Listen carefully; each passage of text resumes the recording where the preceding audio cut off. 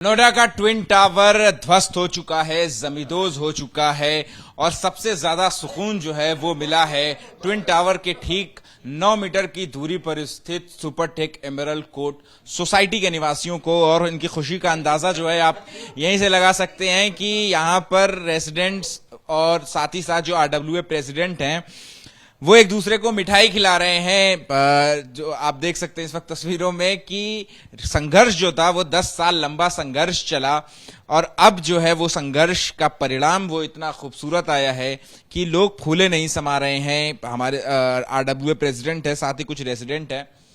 सबसे पहले आपसे बताना चाहेंगे कि इतना बड़ा संघर्ष था, इतना लंबा संघर्ष था, धूप रुक चुकी थी, हवा रुक चुकी थी, लेकिन अब जब से ट्विन टावर गिरा है, जमींदोज हुआ है, अब वहां पर मलबा तो है 4.5 मंजिल का, लेकिन धूप हवा सारी दिख रही है।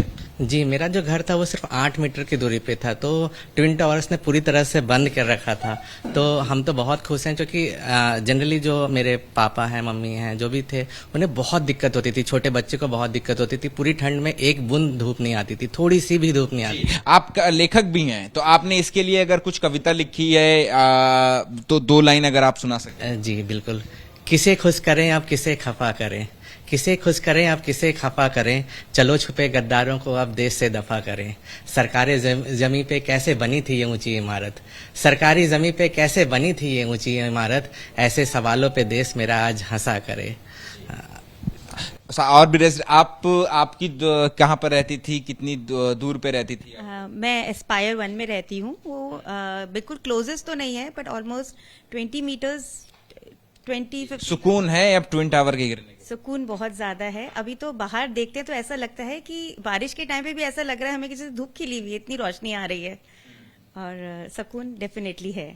डर था पहले सर, अब जो है कि किस तरीके से गिरेगा ट्विन टावर, लेकिन अब जो सब कुछ सेफ हो गया है, किसी को ज्यादा नुकसान जो है वो नहीं हुआ है, तो सुकून आ रहा है जहन में कि हाँ भाई इतने साल का लंबा संघर्ष था। You feel like so satisfied, so Triumph. तो लेकिन हाँ, जस्ट गिरने से 30 सेकंड पहले तक दिल बहुत जोर से धड़क रहा था कि कुछ भी हो सकता है। But I think this demolition was carried out very meticulously, very with precision. तो उसके बाद we all are very happy. पूरा खुशी का माहौल है पूरी सोसाइटी में, खासकर जो टावर नजदीक थे बिल्कुल, तो सबको काफी खुशी है इस बात से कि सब कुछ ठीक हुआ। And fortunately by grace of God कुछ डैमेज भी इतना ज्यादा नहीं हुआ। जैसा पहले बताया जा रहा था कि काफी ग्लासेस टूट सकते हैं, कुछ दीवार पे टंगी आइटम्स गिर सकते हैं, तो ऐसा कुछ ज्यादा नहीं हुआ। ऑफ कोर्स कुछ 1-2 डिब्री जहां जाके लगी, कुछ थोड़े से ग्लासेस क्रैक हैं, other than that there is no major damage, which is very good. बहुत सारे नियमों की अनदेखी भी जो है वो की गई थी।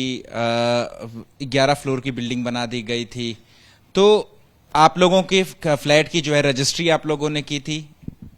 देखिए, मैं इस बारे में तो नहीं कह सकता कि कुछ अनदेखी थी या नहीं थी या क्या था, लेकिन I think everything went well with proper registry and all, so उसमें कोई दिक्कत नहीं है। रवि बजाज साहब हैं, ये लीगल कमेटी के सदस्य थे और साथ में हैं उदयभान तेवतिया साहब। ये लोग, इन लोगों ने ही शुरुआत से ही इसकी लड़ाई लड़ी थी। कैसा लग रहा है सर, इतना लंबा संघर्ष जो है वो फाइनली फ्रूटफुल हुआ? आप जिस गगनचुंबी इमारत के खिलाफ आपने इतनी लंबी लड़ाई लड़ी, अब वो वाकई जमींदोज हो चुकी। एक्सट्रीम सुकून है, एक्सट्रीम सुकून। वो ये इस वॉच से ना आता है कि कितना सोए, नींद कितनी अच्छे से आई। I am getting more than 95% now. Can you imagine? It used to be 80 around, now it's 95%, so absolutely no tension. कितना मुश्किल था इतना ये 10 साल के लिए? आज रियली बहुत मुश्किल था, बहुत मुश्किल। क्योंकि हमें ना डिस्करेज करने के लिए हर बंदा, हर बिल्डर, हर नॉलेजेबल बंदा ये कहता था कभी टूटी है यार, इतनी बड़ी बिल्डिंग बन के भी कभी टूटी है। तो हमारा दिल दहल जाता था कि ये फ्यूटाइल एक्सरसाइज तो नहीं हो रही, हम कहीं गलत रास्ते पे तो नहीं चल रहे, ऐसा लगता था जी। उदयभान तेवतिया साहब हैं जो इस लड़ाई के प्रमुख चेहरे हैं। शुरुआत से ही इन्होंने अपनी लड़ाई की लड़ी थी। सर, एनओसी को लेकर के जो तैयार आ रही है कि सिर्फ ट्विन टावर ही गलत तरीके से नहीं बना था, बल्कि जो आपकी सोसाइटी है वो भी गलत तरीके से बनी थी, एनओसी जो है कैंसिल हो गई थी। जी हाँ, हमने ही 2012 में हमने देखा कि ये इसमें क्या क्या कमियां हैं। जो हमारी पहले जो सोसाइटी बनी थी, जो 15 टावर्स बनी हुई थी, उसमें भी क्या क्या कमियां हैं। उसमें बहुत कमियां मिली और सबसे बड़ी कमी थी कि फायर का एनओसी गलत दे दिया गया था। जब हमने कंप्लेंट किया, हमने यूपी डीजी तक गए और कहा कि ये फायर एनओसी कैसे दे दी गई है जब इसमें रेस्क्यू स्टेयरकेस नहीं है। वो तो सबसे मैंडेटरी है। और उसके अलावा भी बहुत ज्यादा कोशिश थी। एक नीचे इलीगल बेसमेंट में वॉल बना दी गई थी, वो बिल्कुल इलीगल थी। तो ये इस के बाद में भी आपने फायर एनओसी कैसे दे दी है? तो ये सबको 3 चीफ फायर अफसर्स को अपॉइंट किया था और उन्होंने पूरा हर चीज देखा और after carrying out the complete investigation तो उनको लगा कि ये बिल्कुल एनओसी लायक नहीं है और उसको एनओसी को कैंसिल किया गया। अभी तक फायर एनओसी रेस्टोर नहीं हुई है क्योंकि उसमें सबसे मेजर तो लोगों की जान के साथ एक तरीके से कह सकते हैं कि खिलवाड़ किया गया है। जाहिर तौर पर 660 परिवार आपके सोसाइटी में रहते हैं, इन सभी परिवारों की जान को ताक पर करके रख करके ये कंस्ट्रक्शन किया गया। मैं तो यही कहूंगा कि देखिए स्टेयरकेस नहीं है, कोई भी मान्यता पूरी नहीं की गई है, जो मटेरियल लगाया हुआ है वो भी बहुत ही थर्ड क्लास लगाया गया है। और उसके बाद में भी आप देखिए, हम जब 2011-12 में आए तो नीचे बेसमेंट में 1-1 फुट पानी होता था। क्यों? कि वाटर प्रूफिंग नहीं किया गया था और पार्क ऊपर बना दिया गया। इसलिए ये जितने भी कॉलम्स जो वीक हुए हैं वो उसी की वजह से हुए हैं, क्योंकि पानी पूरा सीपेज उनमें जाता रहा 5 साल 6 साल 7 साल, जब तक कि हम फाइट नहीं किया तब उन्होंने वाटर प्रूफिंग किया है और तब थोड़ा सा काम बंद हुआ है। लेकिन अभी भी वो जो डैमेज हो चुके हैं वो डैमेज हो रहे हैं और हमने रिपेयर करा रहे हैं। जी, इतना लंबा संघर्ष था, क्या आ रहा है जहन में कि अब फाइनली वो जो है उसका परिणाम सामने को दिख रहा है? ग्रेटर नोएडा एक्सप्रेसवे नहीं दिख रहा था पहले ट्विन टावर होने की वजह से, लेकिन अब वो दिख रहा है।